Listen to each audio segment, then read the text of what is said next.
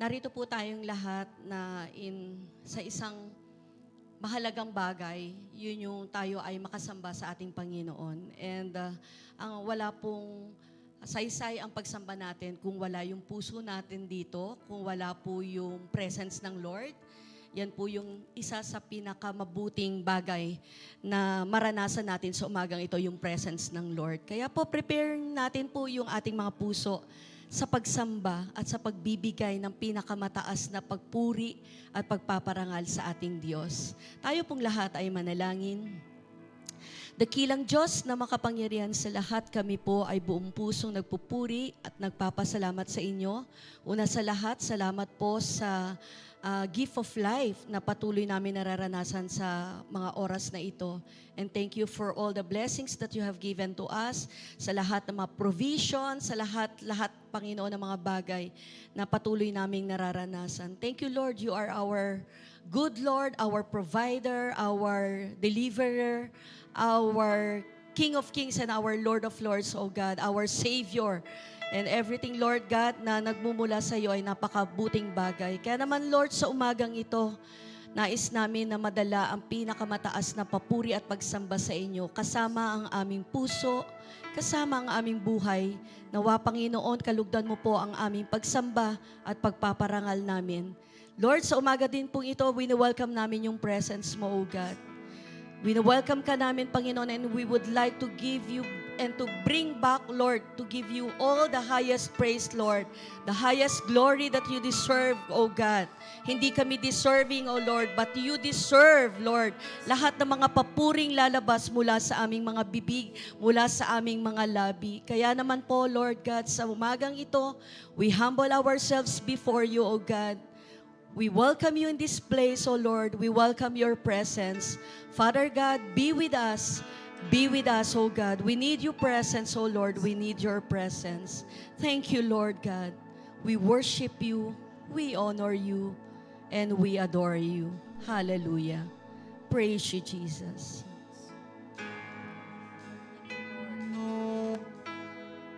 Hallelujah. Punuin mo kami ng iyong presensya, Panginoon, sa umagang ito. Be with us, O God. Be with us. We will declare how good you are, Lord. How worthy, Lord, you are. Hallelujah. Thank you, Lord.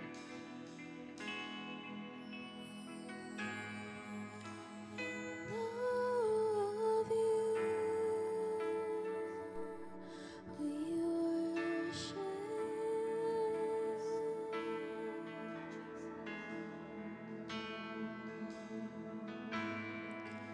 and stand amazed at your great love.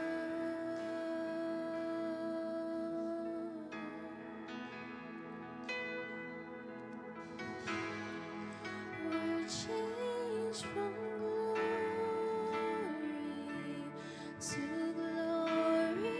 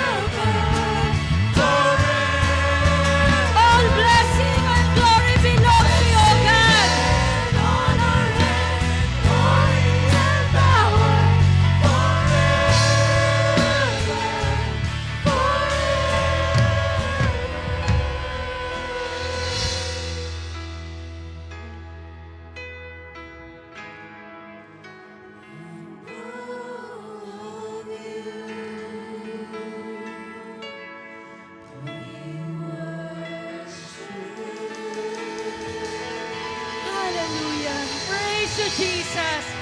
All glory, honor, adoration belongs to you, O God. Ikaw ang karapat-dapat naming purihin, karapat-dapat naming sambahin, karapat naming luwalhatiin. Panginoon namin, Diyos na mga hari, Diyos na mga Diyos, O the King of Kings and the Lord of Lords, praise you, Jesus. Hallelujah, hallelujah, hallelujah. Sabi sa awit 150 verse 1, let everything that has breath, and everybody will say, praise the Lord! Hallelujah! Come on down, everybody! Come on, worship, let's worship our God. He is the King of Kings. Everything that has breath, let's praise the Lord. Hallelujah! Glory and honor belong.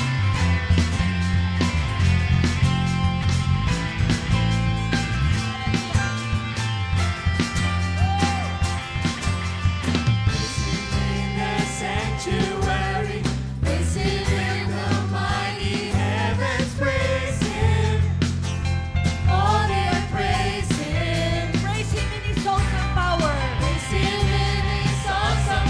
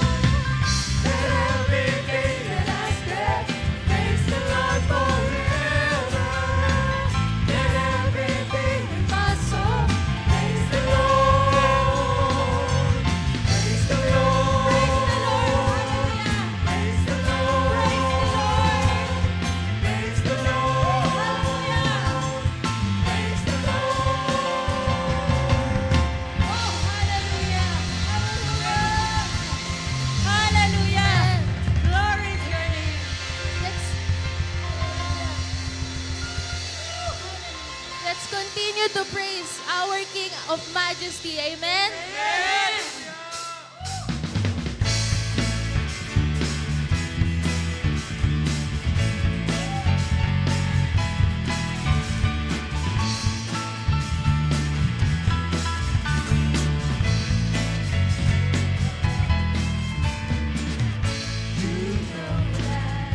I love you.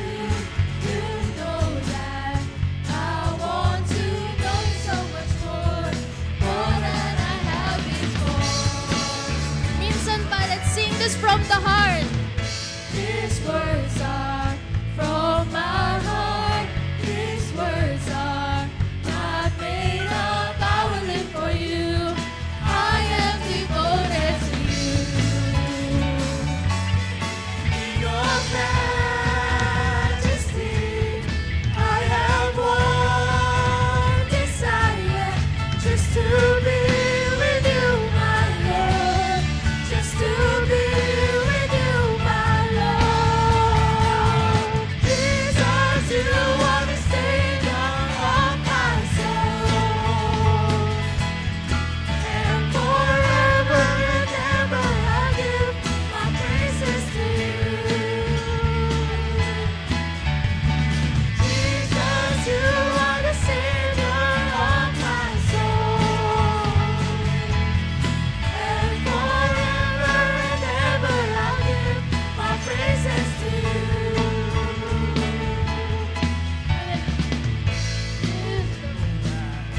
I love you, you know that. I want to know you so much more than I have before. Yes, Lord. These words are from my heart. These words are not made up. I will live for you. I am devoted to you. Oh, come on, let's sing to our King of Majesty. I have one desire, just to be with you, my Lord, just to be with you, my Lord. Jesus, you are the Savior of my soul, and forever and ever I'll give my praises to you. Jesus, you are the Savior of my soul, and forever and ever I'll give my praises to you. Yes, Lord, you deserve all the praises of our King of Majesty, the King of our lives.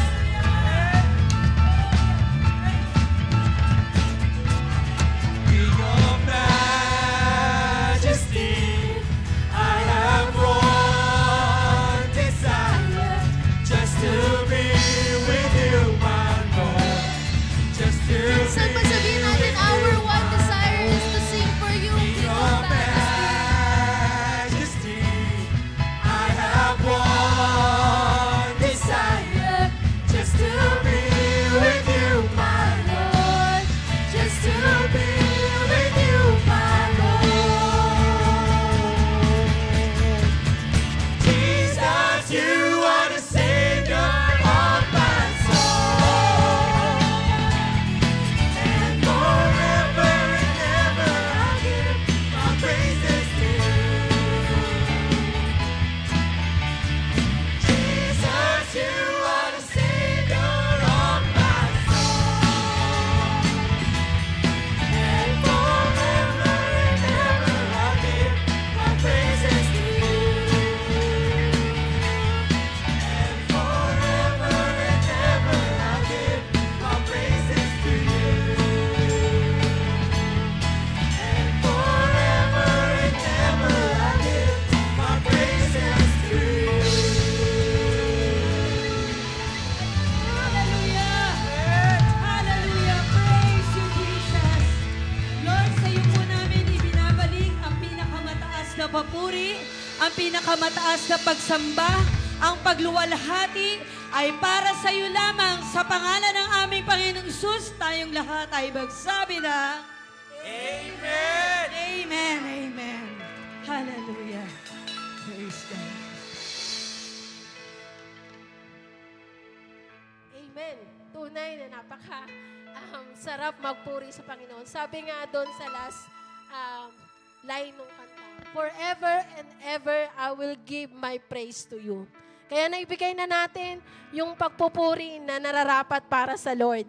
At ngayong oras na to, dadako naman po tayo sa pagbibigay. Isang verse lang po yung iiwanan ko po sa inyo. Nasa Proverbs 3, 9 to 10. Honor the Lord with your wealth, with the first fruit of all your crops. Then your barns will be filled to overflowing, and your vats will brim over with new wine. Sabi po doon, dalhin daw po natin yung first fruit natin. Marami po sa atin, minsan nagda-doubt tayo ibigay sa Lord.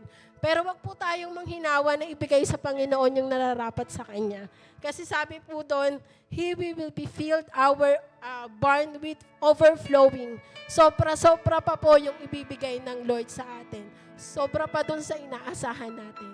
Kaya sa pagbibigay natin, ibigay natin yung whole heart natin sa pagbibigay sa Lord. Tayo po ay manalangin. Hallelujah.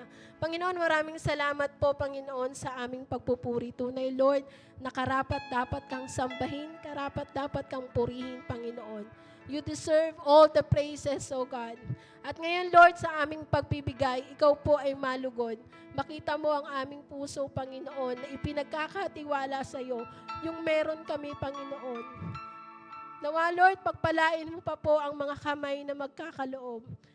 I-bless mo pa po sila, Lord, sa lahat ng resources na meron sila, O God. Maliit man ito, Panginoon, pero sa paningin mo, hindi ito maging baliwala, Panginoon. At mas higit pa, Lord, yung blessing na marireceive nila, Panginoon. Lord, wag po kaming tumingin sa blessing na pwede naming ma-receive in return. But the obedience, Lord, with the heart, Panginoon, ang makita mo po sa amin. Sa iyo po namin binabalik ang pupuri, pasasalamat, pagdakila sa pangalan ni Jesus. Amen.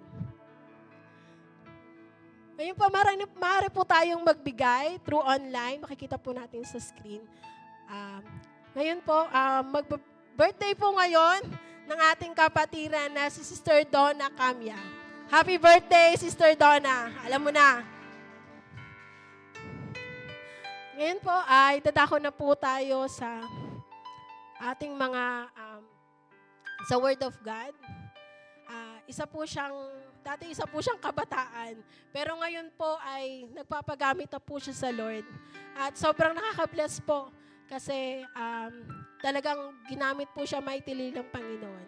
Ngayon po para sa Word of God, pinapakilala ko po si Sister Ann Largo Alberto.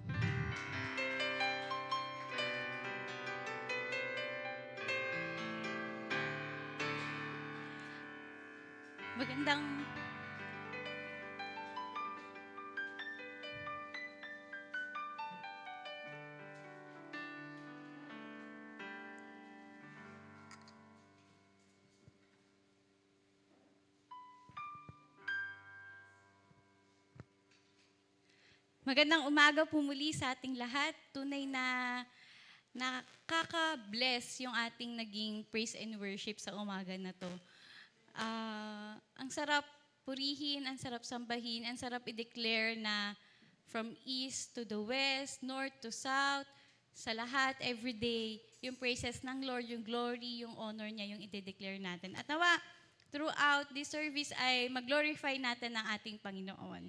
Yan. Sabihin nyo nga po sa katabi nyo, good morning. Yung mga nasa online, kung sino pong kasama nyo sa bahay na nanonood o kung nasan man po kayo, pakisabi po good morning. Yan. Sino po dito ang mga mahilig sa sulit? Sulit. Parang ayaw nyo kapag hindi sulit ang mga bagay. Di ba? Pag buffet, tapos sobrang mahal, yung mga 2,000 per head, na eat all you can, ay dapat madami akong kakainin nito. Kasi kahit busog ka na, dapat masulit mo yung 2,000 kasi malaking halaga siya. Tapos kapag mga vacation, mga tour, lalo na yung mga international, kung ilang araw yan, kahit mapagod ang paa, at kahit mangalay ang balikat kakadala ng mga bag at mga travel equipment, dapat sulitin ang 3 days, 2 nights kung Hong Kong, Singapore, Macau, saan pa ba gusto? Or even domestic, saan? Thailand daw! May mga magta-Thailand yata. Kailangan sulitin kasi sayang kung hindi masusulit ang binayad natin. Yung transpo, yung airfare kasi mahal, yung accommodation, syempre pati yung gala kasi minsan walang mapupuntahan yung lugar. So gusto natin, sinusulit natin yung mga bagay-bagay, yung oras, yung minuto, or minsan kapag day off, susulitin ko tong day off na to, minsan once a week lang yung day off, magpapahinga ako maghapon. Tutulog ako simula gabi, 10 a.m. na ako gigising. Sasabihin pa natin sa bahay, walang magigising sa akin, ma, mga kapatid, tahimik lang kayo. Rest day ko, magpapahinga ako. So gusto natin, yung mga bagay-bagay, nasusulit natin.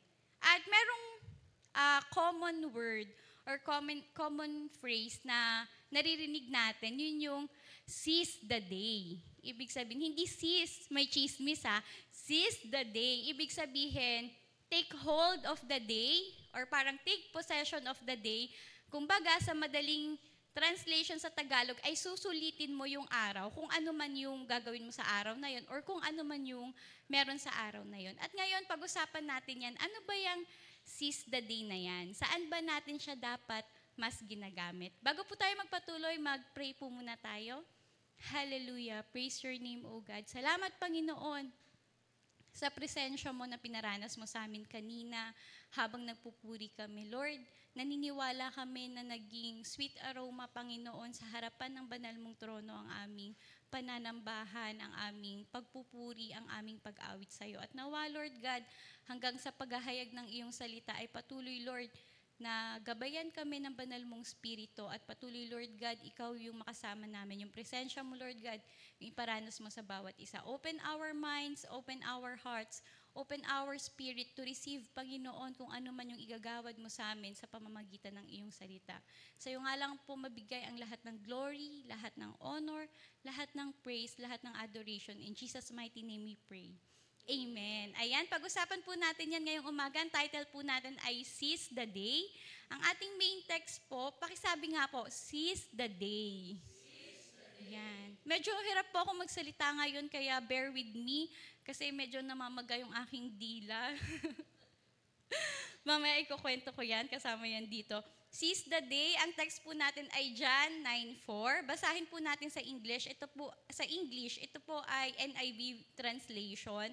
As long as it is day, we must do the works of Him who sent me. Night is coming when no one can work.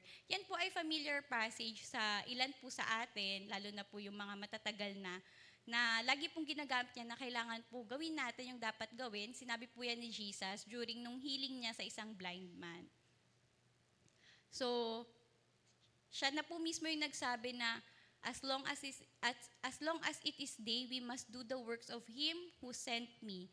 Night is coming when no one can work. Let's take note po dun sa timeline na binibigay niya at later on, himahimayin po natin yan. Sa Tagalog po, 194, TCB translation po ito.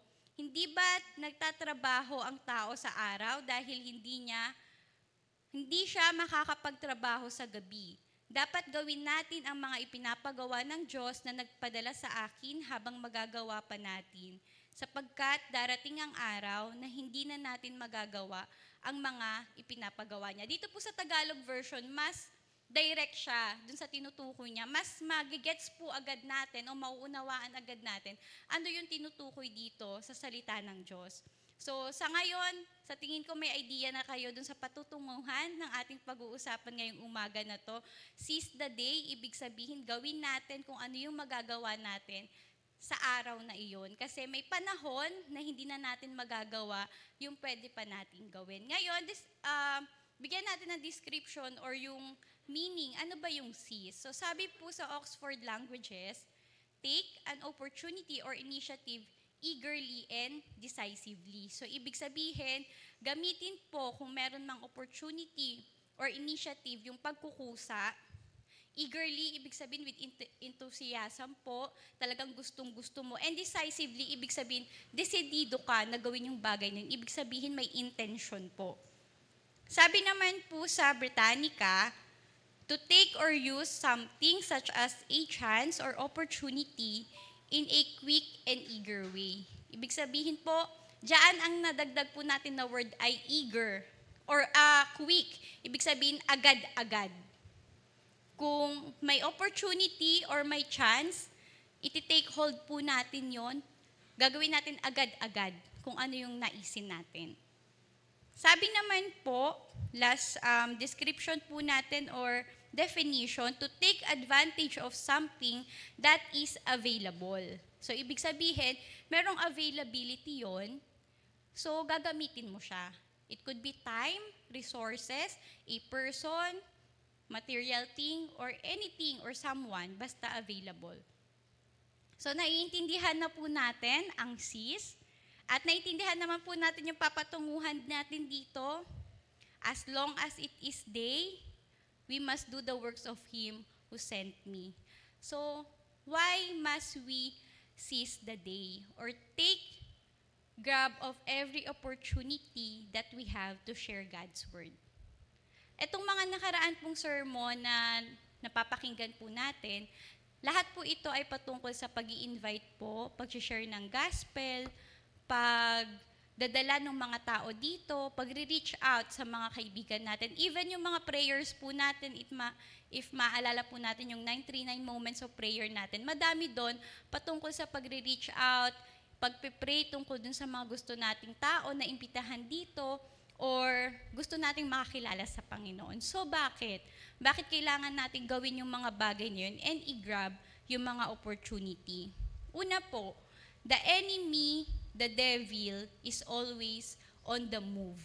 Lagi siyang gumagalaw, hindi siya nagpapahinga. Sabi po sa 1 Peter 5:8, be alert and of sober mind. Your enemy, the devil, prowls around like a roaring lion, looking for someone to devour. So, ikot-ikot po siya. Di siya natutulog, di siya nagpapahinga. Kung maalala niyo po yung parable of the sower, sa Mark, meron po to sa Gospel. So, yung isang kinuha ko po na account is sa Mark, yung 4:1-20. Kung alam po natin yon, di ba may naghahasik at naghasik siya. Sa explanation ni Jesus, yung paghahasik ay pagsosow para sa mga soul sa field. Tapos sabi po sa verse 15 ng Mark 4, some people are like seed along the path where the word is sown. As soon as they hear it, Satan comes and takes away the word that was sown in them. So dito po sa parable of the sower, pinakita po ni Jesus na as soon as, hindi pa nag-intay ng kinabukasan, mamayang gabi, as soon as naghasik na yung sower, kinuha na agad ni Satan. Pumunta na siya at tinake away niya na yung posibleng marinig o posibleng natanim doon sa mga nakarinig. So the devil or the enemy, Satan, he keeps on working day and night, every hour, every minute. Isa pa pong kailangan nating maintindihan, regardless of who we are, where we are, or our spiritual condition, the devil seizes every opportunity to hinder God's work in our lives. Sino po nakakakilala kay Judas? Siya po ay isa sa 12 disciples. Bago po mahuli si Jesus, alam po natin na isa siya sa nagamit ng kaaway para ipagkalulupo po si Jesus. Sabi po sa Luke 22:3-6, wala po to dyan. Then Satan entered Judas, called Iscariot, one of the 12. Pagkatapos noon, si Judas po ay pumunta na dun sa mga chief priests, sa mga officers of the temple, at diniscuss niya po kung paano ipagkakanulo si Jesus. Sabi po sa verse 6, he consented and watched for an opportunity to hand Jesus over to them when no crowd was present. This person is a disciple of Jesus Christ. So kaya, hindi po sa kalalagayan nating spiritual, hindi po kung nasaan tayo o kung anong panahon natin. The devil po, Satan, ang ating kaaway, ay andyan, nakaabang lang, sisilip-silip po sa atin. And every opportunity that we opens, he grab. And even nga po si Jesus, di ba, sa account po ng Mark ulit, Mark 1:13, nung siya po ay dinala ng spirit sa desert para mag-fasting. And doon, for 40 days din, siya ay tinitempt ni Satan. Sabi dyan, and he was in the wilderness 40 days being tempted by Satan. Satan knew kung sino siya. Pero tinignan niya pa rin yung opportunity na yon na may needs to physical, may needs to kasi nasa desert siya. He is in a vulnerable condition. So we must seize every opportunity, every chance given to us, every moment, kasi yung kaaway nandyan lang. So isipin mo yung katabi mo, tignan mo yung katabi mo, kung nasa bahay ka, tignan mo kung sino kasama mo. Tinitignan na yan ng kaaway. Kailan? Kailan to pwedeng pasukin? Kailan to pwedeng linlangin o kung ano man yung ginagawa niyang hindrances or kung ano man yung ginagawa niya to hinder God's work in our lives. Ikaw nakakakilala ka na sa Diyos. Paano yung mga kasama mo na hindi pa? How can they differentiate yung tempting o yung pagpipigil ng kaaway at dun sa pagkilos ng Diyos sa buhay nila? So we must seize every opportunity because the devil is always on the move. Next po natin, number 2. Ang bilis ko. Number 2 agad ako. The fallen world is working for its own agenda. We know, simula sa creation, the fall of Adam and Eve, nagkasala ang mga tao. So we are in a world na hindi perfect. We are in a world na madaming evil. Aside from the enemy, the system of the world, because of its fallen nature, at yung mga tao na nandito, at madami pa rin, andun pa rin sa kasalanan, in their own selfish acts, nag-i-influence pa rin yung sa atin. The world, including its people and systems, wants to achieve earthly purposes. Spiritual matters are not on their agenda. Kung dito lang sa mundo na to, wala sa agenda nila yung tungkol sa mga spiritual na bagay. Kung ano yung pwedeng gawin dito sa mundo, yun lang yung ipipilit ng sistema ng mundo na to. Balik ulit tayo dun sa parable of the sower. Di ba meron ngang 4, kung naaalala nyo pa, na kung saan nagasik. Una yung path. Doon, kinuha agad ni Satan. Tapos, meron din tayong, ano yon? Stony ground. At meron din tayong thorny places. At meron tayong good soil. So, dun sa thorn, or dun sa matinik na halaman kung saan nahulog yung binhi, sabi dun sa Mark 18-19, still others like seed sown among thorns, hear the word, but the worries of this life, the deceitfulness of wealth, and the desire for other things come in and choke the word, making it unfruitful. So sa mundo na to, nabubuhay tayo. Meron tayong mga pangangailangan. May mga desire tayo or achievements na gustong makuha. Meron tayong 5 years from now. Kasi sa school, ganyan 5 years from now, 10 years from now, papasulatin ka pa. I don't know kung ginagawa pa yan ngayon. 10 years from now, ano nakikita mo sa sarili mo? Nagtatrabaho ka ba? Anong profession mo? Madalas pa nga yun, pinagko-costume pa kayo. Ano yung nakikita mo sa future mo? So meron tayong mga ambitions, meron tayong point of view of success, point of view of achievements dito sa mundo na to, na yun yung pinapasok sa atin. Lalo na ngayon, sikat ang social media. So lahat ng makikita mo sa social media, ay, ito yung in. So dapat gawin ko to. In yung nagtitiktok ng gantong sayaw. So sasayaw ko ng ganto, kakanta ko ng ganto. Wait lang, na-distract ako kasi merong sumasayaw sa likod.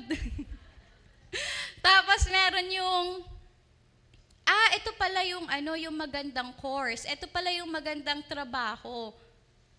Ito pala yung magandang kunin kasi malaki yung sweldo. Makukuha yung mga pangangailangan ko. So I don't need to worry about that kung malaki yung sahod ko. But there are times yung malalaki ang sahod, andun na yung buhay mo sa trabaho mo. Kasi it requires your skills, it requires your time. It requires bigger responsibility. Sabi nila sa corporate world, higher salary, bigger responsibility. So yung buhay mo, nandun ka na. Sabi nga ng iba, parang tagapagmana ka na ng kumpanya. So ganyan sa mundo, parang yung word of God, nahasik siya dun sa thorn. Maraming worries. So para mawala yung worry mo, kailangan kung ano yung pinapakita ng mundo na makaka-fulfill, kung ano yung worry mo or iniisip mo, pangangailangan mo sa buhay, yun yung gagawin mo. So your time, your resources, your skills, your talent, itutuon mo na doon. So this world has its own agenda na gusto niyang i-fulfill. Sabi pa sa 1 John 2:16, "For everything in the world, the lust of the flesh, the lust of the eyes, and the pride of life, comes not from the Father, but from the world." Ano ba yung finifeed ng mundo na to? Ano ba yung agenda niya? To feed the self or the ego of each person. Kakaroon ka ng pride sa sarili mo. Pag di mo to na-achieve, maliit kang tao.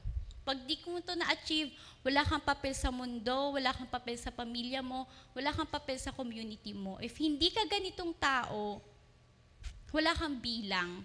Or sasabihin natin, pasensya na sa term, wala kang silbi, wala kang saysay. So in order para wala yung mga bagay na yun sa isip mo, mag-take pride ka sa sarili mo, ma-feed yung ego mo, is you will do all those things na nakalagay dyan. Lust of the flesh, lust of the eyes, and the pride of life.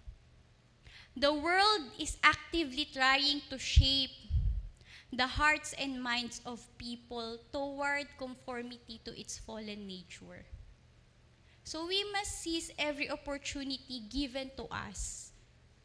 Kasi ang mundo, bukod sa kaaway, patuloy din to sa pagtakbo at pag-shape, lalong-lalo na sa younger generation natin. Bakit younger generation? Kasi the younger generation ngayon, andyan na yung times na we are independent. Hindi kami pwedeng hawakan ng magulang namin. Kasi we must protect ourselves. Yan na yung binapakita ng mundo ngayon. Hindi na ako pwedeng sabihan ng nanay ko ng ganito, I have my own identity. Ang sasabihin na ng mga tao ngayon, lalo na yung mga kabataan, that's a violation of my right as a human being.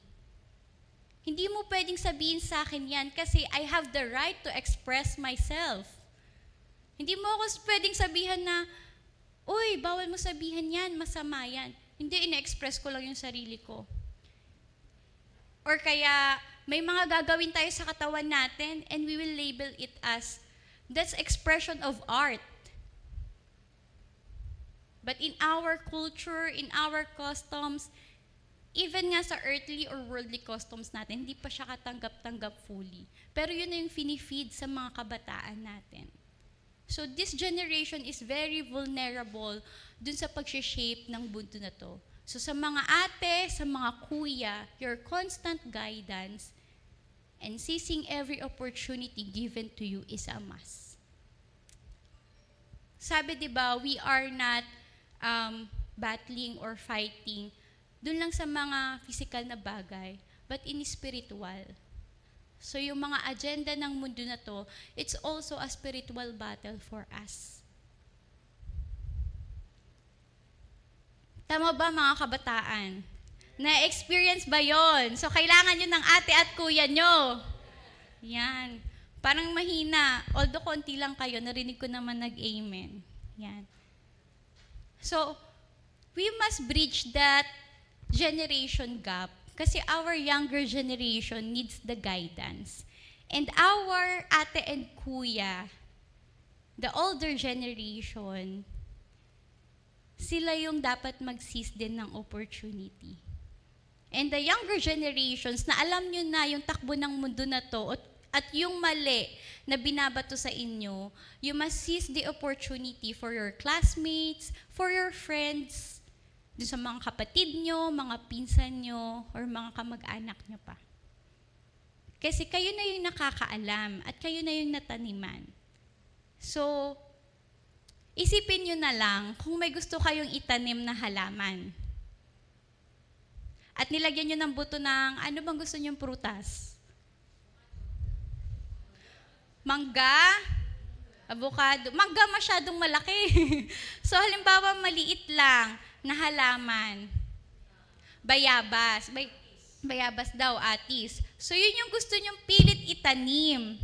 Kaso may pilit nagtatanggal nung buto at pinapalitan nung gusto niyang buto. Tapos pagkita mo, yung tutubo doon, hindi yung nais mo. Di ba nakakainis? Hindi ka matutuwa. So ganun din tayo sa mundo na to. Every day, every moment, tataniman mo yan. May magtatanim din na iba dyan. So malalaman natin yung result. Pero if you will be taking every opportunity to check on them, to guide them, to discipline them, God will give the grace para yung fruit na dapat meron, yun yung mangyayari. But we must seize the opportunity given to us. So una, we must seize the opportunity given to us because the enemy is always on the move. Pangalawa, we must seize the opportunity given to us because the fallen world is also working for its own agenda. And number 3, last point ko to. Last na, ang bilis. Time and opportunities are uncertain. Sabi sa Psalm 39, 4-5, "Show me, Lord, my life's end and the number of my days. Let me know how fleeting my life is. You have made my days a mere handbreadth. The span of my years is as nothing before you. Everyone is but a breath, and even those who seem secure." So sabi dyan, parang hininga, parang hangin lang yung buhay ng tao. Sabi nung salmista dito, gusto niyang ipakita ng Lord sa kanya yung end ng buhay niya at yung number ng days niya. Pero hindi natin alam yun. We don't know how old we can be dito sa mundo na to. Hindi natin alam kung kailan ba natin mamimit si Lord. Pag tinanong ko ba kayo kung gusto nyo na, may magtataas ba ng kamay dito? But the truth is, hindi natin alam. Our time on earth is uncertain and opportunities come and go. Sabi sa James 4:14, "Why? You do not even know what will happen tomorrow. What is your life? You are a mist that appears for a little while and then vanishes." Sabi dito, yung kanina parang breath tayo. Ngayon, parang mist na tayo. Andyan lang, tapos mawawala na sa hangin. Etong James 14, ito yung nagpaplano ka for tomorrow, pero hindi mo nga alam kung ano yung mangyayari tomorrow. Ano sa atin yun uso yun sa atin, di ba? Na parang, ito gagawin ko sa pagdating ng 15, magsha-shopping ako, kakain ako sa Samgyup kasi sahod, payday. Pagdating ng katapusan, magta-travel kami ng mga kasamahan ko kasi payday ulit. May budget na ako to travel. Or ngayon pa nga lang, nagbubook na tayo for next year kasi may piso fare. So, may umi-amen sa likod. It's not bad to plan, but we must live in the present and we must know what we must prioritize on our present time. Kasi nga, hindi naman natin alam anong mangyayari tomorrow. Ang mga Pinoy, may manyana habit. At yung mga nanay, galit na galit sa mga anak. Kasi pag inutusan, di ba? Or mga ate, mga kuya, mga nakakatanda, maghugas ka na ng, halimbawa si Isa, maghugas ka na ng plato. Ang madalas sasabihin, wait, naging ibon na yata sila. Wait. Di ba? Tumawa kayo. Di ba? Nagiging ibon sila. Wait lang, sandali lang, may ginagawa pa ako. Tapos yung mga nanay, kadalasan nanay ito pag nasa bahay, dahil nag-wait yung anak nila, sasabihin, sige na, ako nagagawa. Ganyan, gagawin na lahat, tapos magagalit, wala man lang tumutulong sa akin sa bahay. Pero sila kasi yung gumagawa, kasi nga, hindi nila mahintay yung sinasabing wait nung anak nila. Gusto nila agad-agad magawa yon sa oras na yon. At ganun din po sa atin. In our work for God's kingdom, in our work to share the gospel and to lead people to Christ, to lead people to the Lord, mahirap kung wait tayo. Kasi we never know what will happen tomorrow, an hour after, a minute after. Life is uncertain. Sabi nga dun sa main verse natin, di ba? As long as it is day, we must do the works of Him who sent me. Night is coming when no one can work. Madalas, although ngayon nabago na yan, ang usual routine sa trabaho ay umaga nagtatrabaho, at tapos, gabi nagpapahinga. At madalas, yung mga establishment, umaga bukas yung mga bangko, mga government offices. So kung may kailangan kang isubmit, kailangan mo masubmit on time dun sa schedule of working hours nila or office hours. Kapag sinabit mo yun ng gabi at close na sila, sayang lang yung effort mo kasi hindi mo ginawa ng umaga yung dapat gagawin mo. Kadalasan sa gabi, nagpapahinga na. Hindi na nakakapagtrabaho. But it could also mean that night is the end. Night na. Magre-rest ka na talaga. Rest in peace. Sorry, natawa ako. Tumawa din naman kayo eh. Rest in peace na pala yung night na yon. Hindi lang tayo matutulog. Hindi na pala tayo magigising. So truly and literally, we cannot work any longer. We must know na we do not know until when we can work or we can share God's word. And until when then, pwede lang marinig ng mga tao na to yung salita ng Diyos. Kasi maaari ikaw malakas. Pero paano yung kasama mo? You also know ano yung timeline niya sa mundo na to. Maaari ikaw bata pa. Pero yung i-reach out mong tao, matanda na pala. So our time and the opportunity, it comes and go. Hindi siya laging nandyan. Kasi you never know, andyan pa ba yung tao na yan bukas? May encounter mo pa ba yung tao na yan bukas, o mamayang hapon, o mamayang gabi? So we must seize every opportunity that we have to lead people to Christ, to share the gospel. Kasi hindi natin hawak yung buhay natin. Hindi natin hawak ano yung mangyayari mamaya. Hindi natin alam kung hanggang kailan natin makikita yung loved ones natin, yung neighbors natin, yung mga katrabaho natin. Aside from that, the time is uncertain and opportunities come and go. dapat din nating maintindihan that the time of Christ's return is unknown to us. So we need to make the most out of every opportunity. Sabi sa Matthew 24, verse 36, "But about the day or hour no one knows, not even the angels in heaven, nor the Son, but only the Father." At sabi dun sa verse 42, "Therefore keep watch, because you do not know on what day your Lord will come." Ipagpapabukas mo yung pag-share dun sa kapatid mo, sa magulang mo, sa mga pinsan mo, o sa mga tao na gusto mong ilapit sa Lord. Pero baka bukas pala andyan na yung Lord. Second coming na pala, He will return. Babalikan ka niya, pero hindi niya mababalikan yung mga loved ones mo. Kasi hindi na sila nakakilala, hindi na nila narinig yung salita ng Diyos. Sabi sa sermon last week, we are watchmen. Diba?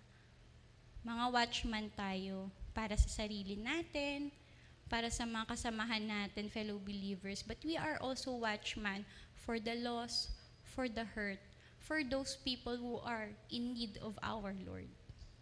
So let's not forget that. As much as we reach out to our fellow believers, we also need to reach out for those na wala pa sa Panginoon. They are also in need. So again, we need to seize every opportunity kasi time is uncertain and opportunities come and go. Baka yung akala mong opportunity mo nga bukas o sa isang araw sa makalawa, pagbabalik na pala ng Lord, nawalan ka na ng opportunity. Closing thought na tayo. Ang bilis ko. So balikan lang muna natin yung tatlo. We must seize the opportunity because the enemy is always on the move. Because the fallen world has its own agenda. At pangatlo, time and opportunities are uncertain.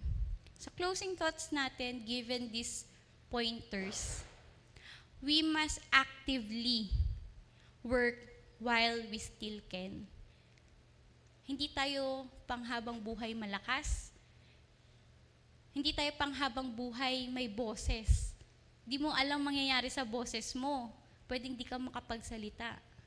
Hindi tayo panghabang buhay makakapaglakad para makahayo, makapag-visitation. So we must actively work while we still can. Kung nagagawa natin mag-overtime sa trabaho, mag-overtime sa gala, to walk around kasi gusto nating sulitin, mas sulitin natin to work for God's kingdom. Because we know people need the Lord. Do not wait for the perfect moment. There is no perfect moment talaga. Sasabihin mo, hintayin ko mga mga 5 buwan pa. Kapag medyo okay na kami. Tsaka ako na lang i-share yung Lord. Kasi may hurt pa ako sa Kanya.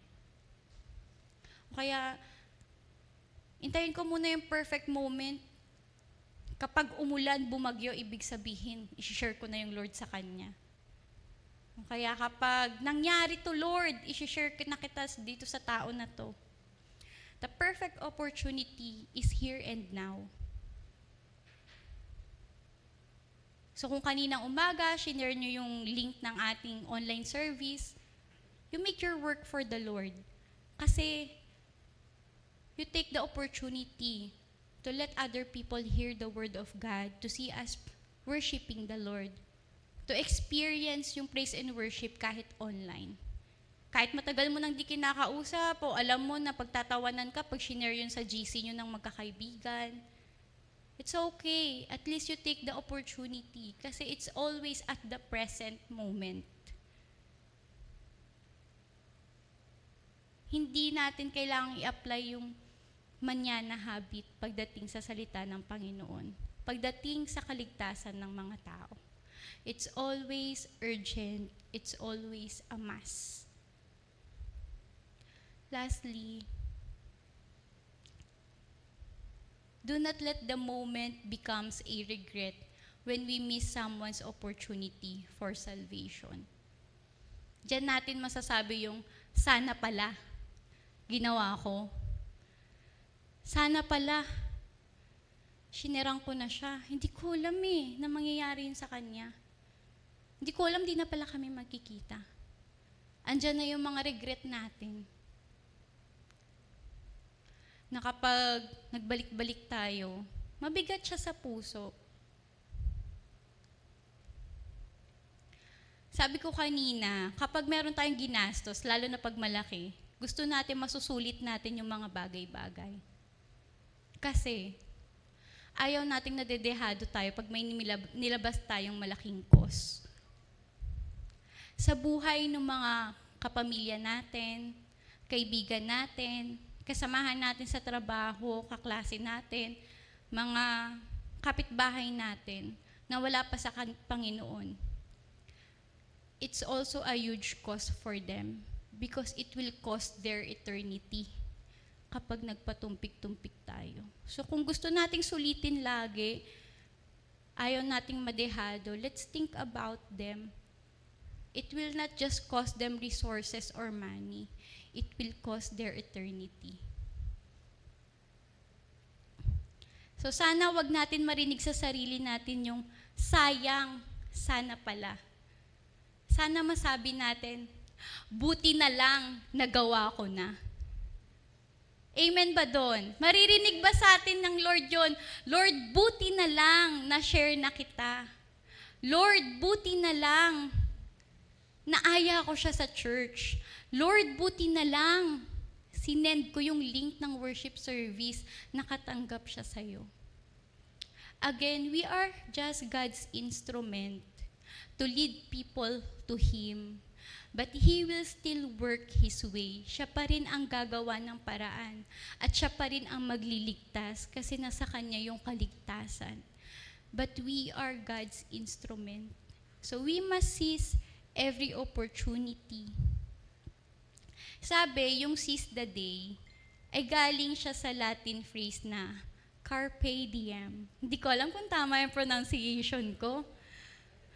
Pinapakinggan ko pa ulit-ulit, sabi doon, carpe diem. So, basta yon, i-research yun na lang, C-A-R-P-E-D-I-E-M, yung spelling niya. So, sabi doon, traditional translation yung seize the day, pero yung iba, sinasabi sa kanya, enjoy the day, or kapag literal translation siya, ay pluck or harvest the day, sabi ng Wikipedia. So let us make each day, each moment, a harvest day for us to lead people to Christ. Sabi niya, di ba, andyan na yung harvest. Kailangan niya ng workers, and we are God's workers sa kanyang kingdom.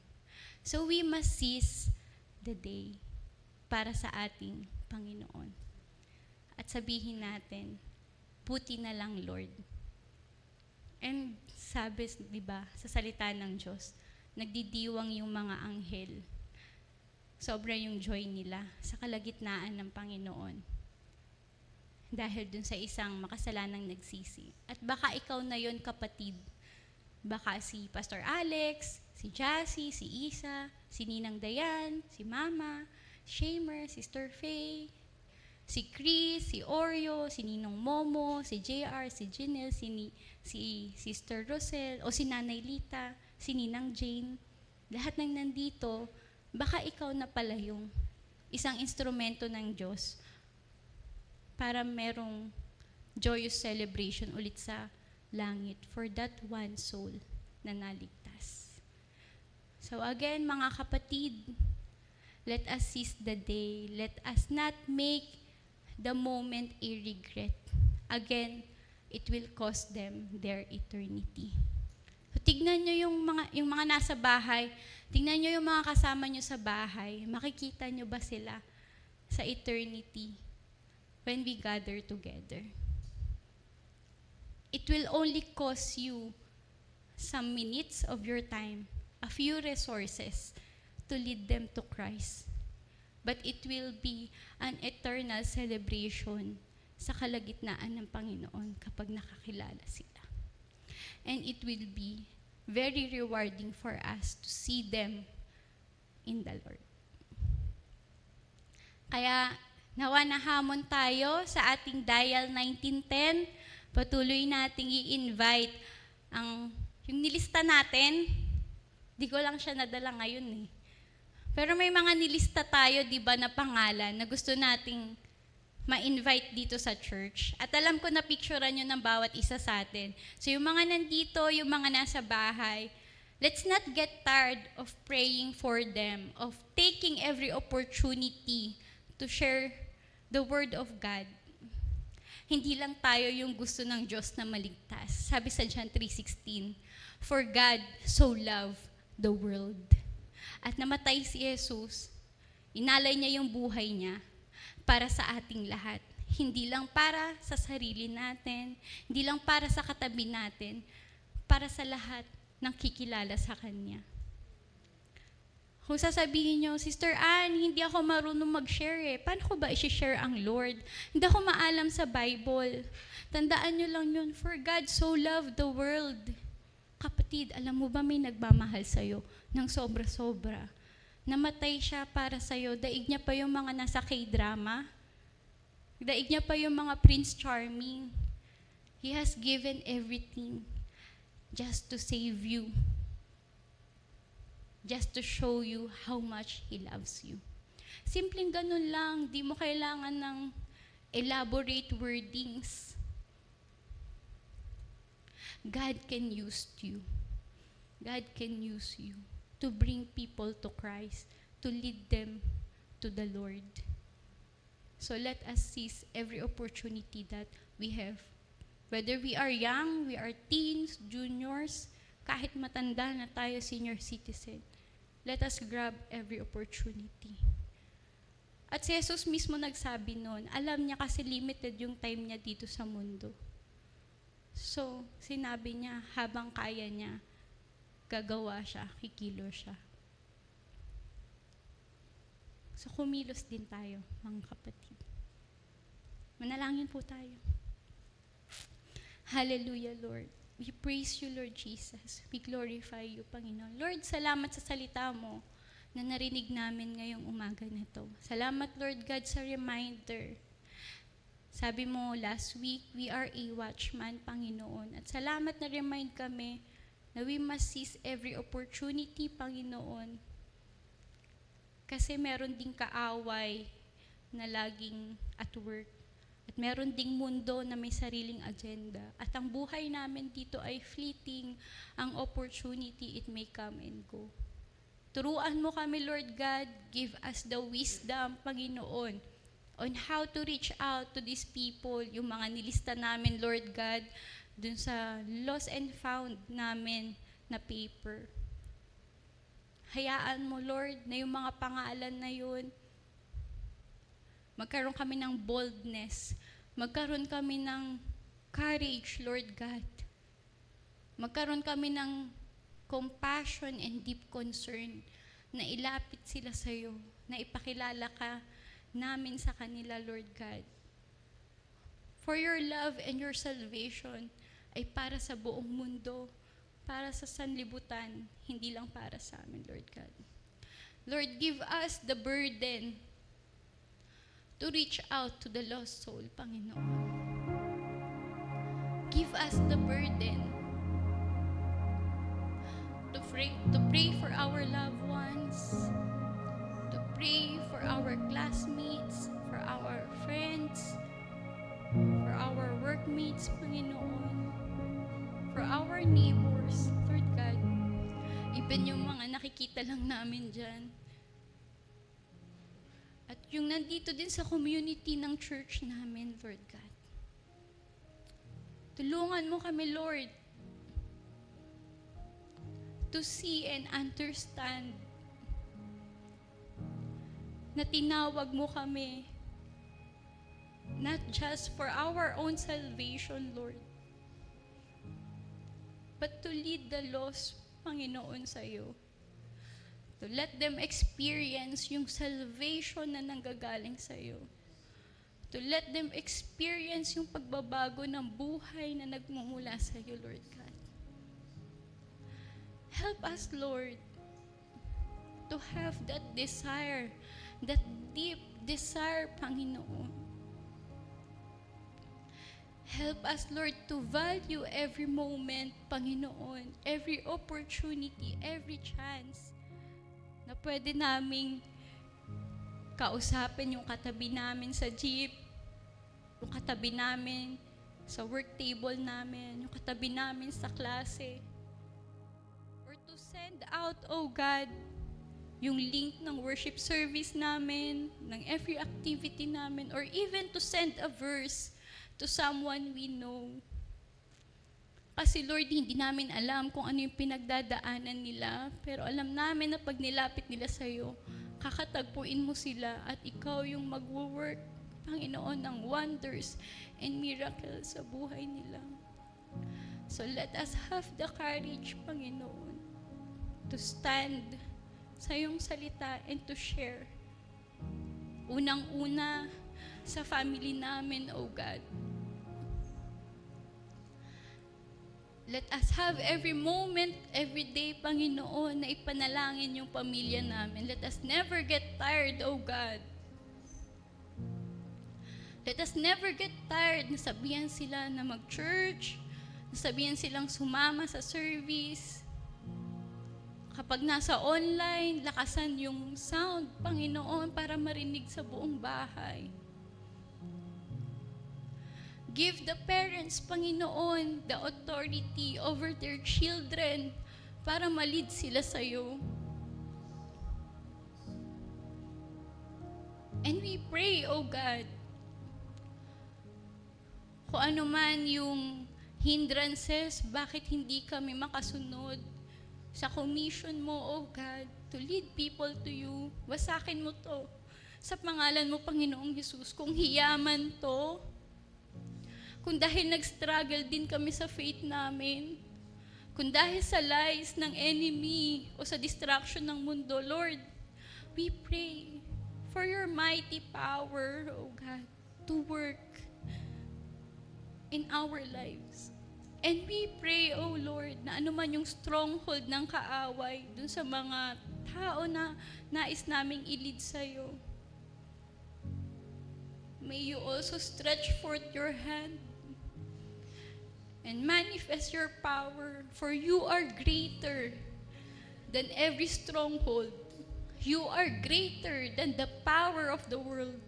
You are greater than the power of the enemy, O God. Panginoon, gamitin mo kami.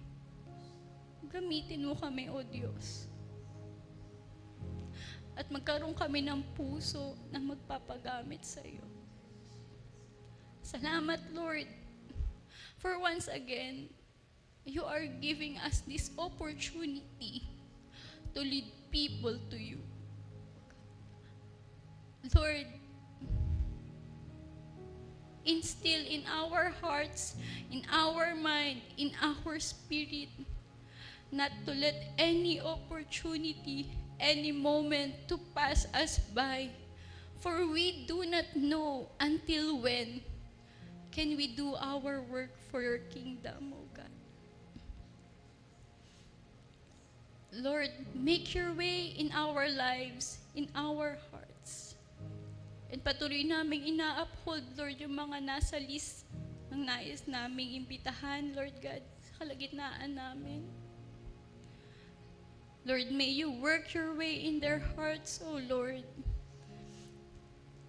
And help us, O God, one day makita din namin sila dito.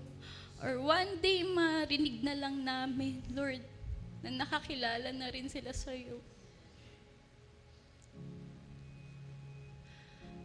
Lord, grant us your gracious hand, Lord God.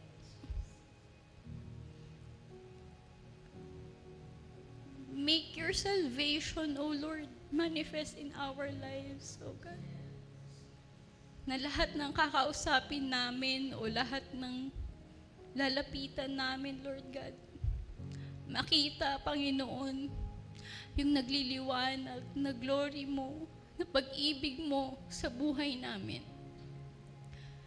And may our life, Panginoon, may we be witnesses, Lord God, of the salvation that comes from you, Lord God. Lord, panghawakan namin, Panginoon, yung salita mo that you have come to save the lost at hindi kami mananawa at hindi kami manghihinayang na ibigay yung oras namin, yung buhay namin, yung resources namin just to lead these people to you, Panginoon. For we know that you will be with us. You will never leave us. You will work your way around, Panginoon. And by faith, you will let us see wonders and miracles na mangyayari dun sa buhay ng mga tao na nais naming ilapit sa iyo, Panginoon. Lord, reach out mo yung mga kapatiran ko na nandito, yung mga nasa online, oh God. May this moment be an opportunity for them to know you deeper. May this moment became an opportunity, Panginoon, a chance na ma-receive nila yung salvation mo, Panginoon. We don't know sino yung mga nakakapanood nito, but we know, oh God, that you can work through whatever channels or mode of communications. You can work your way. For your word is powerful at hindi to babalik sa'yo nang hindi niya nagagawa yung nais mo or yung purpose mo, Panginoon. So reach out mo, Lord, yung mga kapatid namin. Reach out mo yung mga tao na nanonood sa online, oh God. May they see the salvation that will come sa household nila, sa family nila, in Jesus' name. Lord, hayaan mo makatagpo sila ng lingkod mo na gagamitin mo, Lord God, as instrument, Lord God, to lead them to you, Lord. It might not be us. It might not be Soul Winners Christian Church. But we know, Panginoon, you will lead them to you. Kung sino mang instrument, Panginoon, ang gagamitin mo. We just pray, O Lord, na patuloy, Lord God, na maranasan nila yung pagkilos mo sa buhay nila, yung paghipo mo sa puso nila, Panginoon, yung pag-break mo ng anumang katigasan, anumang stronghold, anumang hindrance, O God, for your salvation to come into their lives, O Lord. We entrust, Lord God, yung buhay ng mga nakikinig ngayong umaga. We entrust them to you, Lord God. And nawa na gamit mo to, Panginoon, itong moment na to bring salvation, O Lord, to the lost, Panginoon. Maraming salamat, Lord, sa salita mo. Salamat sa reminder that we must grab every opportunity. At salamat, Lord, for your salvation is for the whole world. For your love, for the whole world. Salamat, Panginoon. And may every work that we do, may every word that we share, may every moment we spend for your kingdom, may bring glory, may bring honor, may bring adoration, may bring praises, may bring thanksgiving, may bring worship into your name. And may the power of the name of Jesus Christ be evident in our lives. In Jesus' name we pray. Amen.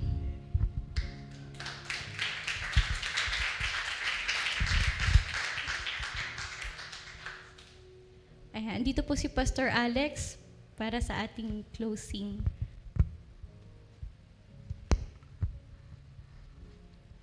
Na-bless po ba tayo mga kapatid? Amen. So, pa-follow ko sana yung Dial 1910 but sinabi na yung lahat ni Ann. Gusto ko lang magpasalamat sa mga kapatiran natin po na nakakapag-invite na tayo. Matuwa po tayo kasi yung ibang na-invite natin bumabalik naman. No? So, unti-unti lang po. Let us not get tired of inviting others. Kaya salamat po sa mga nag-invite na at nadala na po rito yung ma-invite nila. Naniniwala po ako na lagi pong may fruit yun, lagi pong may result. Kasi sabi po ng salita ng Lord, kapag kumilis po ang kanyang salita, sigurado po na gagawa yun sa puso ng mga tao. Amen, no? So, in-encourage ko po na gawin natin palagi yon at ipanalangin po natin ang mga tao. Hindi po ito madali talaga. No? Hindi po talaga. Harvesting is not an easy task. No? Kaya nagtatanim po talaga tayo, no? Sa mga kaluluwa. At narinig po natin yan sa mensahe kanina. So, huwag tayong give up. Amen po ba? And i-honor po ng Lord yung ating puso, yung ating burden for the lost. Amen? So, God bless you, Sister Ann. At papag-pray lang po natin si Donna dahil nag-closing prayer na po si Ann. Napakaganda ng kanyang closing prayer. So, happy birthday kay Donna. Bukas na yun, di ba? Tama ba? Ngayon ba? Kita nyo? Sorry. Senior moments. Ngayon na pala. Si Donna. Ha?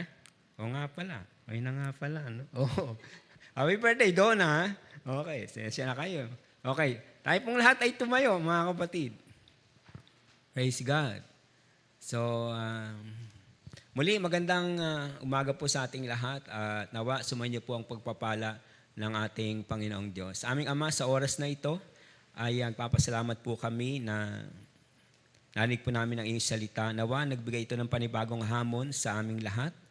At nawa, patuloy na bigyan niyo po kami ng burden at the same time delight, dear Lord, para po sa mga kaluluwa na nais naming ilapit sa iyo. Lord, instrumento niyo po lamang kami ay kayo po yung nagbabago ng puso ng tao. Alam po namin mangyayari yon dahil yun po ang inyong puso na maligtas ang lahat at walang mapahamak pagdating ng panahon. Sa oras na ito, Diyos, bless niyo po Sister Ann sa mensahe na nireveal niyo po sa kanya para sa linggong ito. Nawa po, patuloy na maging inspirasyon ito at hamon sa aming mga buhay na tunay po na kapag naging instrumento niyo po kami sa mga kaluluwa, ay sasamahan niyo po kami at hindi po mababaliwala yung ginagawa namin para po magdala ng mga kaluluwa sa iyong banal na pangalan. So marami pong salamat aming Diyos. Bless niyo rin po yung mga kapatiran namin na nakakapag-invite na, nakakapagdala na sila ng mga kaluluwa dito. Salamat Lord, dawa ay patuloy na kaming ma-motivate na palagi po yung gawin namin. Sa oras na ito, tinataas po namin si Donna sa kanyang birthday ngayon. Salamat po. Alam po namin na na-enjoy niya po yung kanyang ministry dito sa church bilang sa pag-a-usher. Nakita po namin yung kanyang tremendous effort at yung kanyang delight sa paglilingkod sa iyo through this ushering ministry. Bukod doon, Lord, i-bless niyo po si Donna. Alam po namin na iingatan niyo po ang kanyang buhay. Bibigyan niyo po siya ng magandang kalusugan. At anuman po yung nasa puso niya na nais siya pong mga panalangin na gusto niya pong magkaroon ng fulfillment, Lord, ipagkaloob niyo po yun. Dalangin din po namin, nawa o Diyos, patuloy na i-bless niyo po ang kanyang buhay. At marami pang mga pagpapala ay dumating po sa kanyang buhay kahit yung hindi niya po inaasahan ay mangyari po sa napagpapala sa kanyang mga buhay. O Diyos, sa oras na ito, salamat din po. Alam po namin ano man ang mangyari sa panahon, bumabagyo man o ano man, ikaw po yung refuge namin, a very present help in times of trouble. Yung po yung sabi niyo po sa inyong salita. Kaya naniniwala po kami na we will be safe, we will be protected, Lord, sa bagyong ito, Panginoon, dahil hawak niyo po ang aming mga buhay. Kaya marami pong salamat, aming Ama. ibigay niyo po sa aming mga puso ang kapayapaan, ang kapanatagan sa aming puso. Kaya alam po namin, ano man ang mangyari, hawak niyo po ang aming mga buhay. Marami pong salamat, O Diyos, sa aming pong pag-iwahiwalay sa umagang ito. Salamat, lagi po naming makakasama, ma-experience ang iyong pagpapalang spiritual. Mga kapatid, sumainyo po ang pagpapala ng ating Diyos Ama, ang kanyang pag-ibig na kailanman ay hindi magmamaliw, ang biyaya po ng ating Panginoong Jesucristo at ang kanyang pagliligtas na magpawalang hanggan ay maranasan natin. Ang Espiritu Santo na umaaliw sa atin, gumagabay sa atin, nagbibigay ng maraming revelation para lalo po tayong maglingkod at makasunod sa ating Diyos. Sumainyo po ang pagpapalang ito sa pangalan ni Jesus at tayo pong lahat ay magsabi ng Amen. Palakpakan po natin ang Panginoon. Hallelujah. Muli po mga kapatid, magandang umaga sa ating lahat. Gabayan po tayo ng Diyos sa buong araw na ito. Amen. Amen. Praise God. Praise God.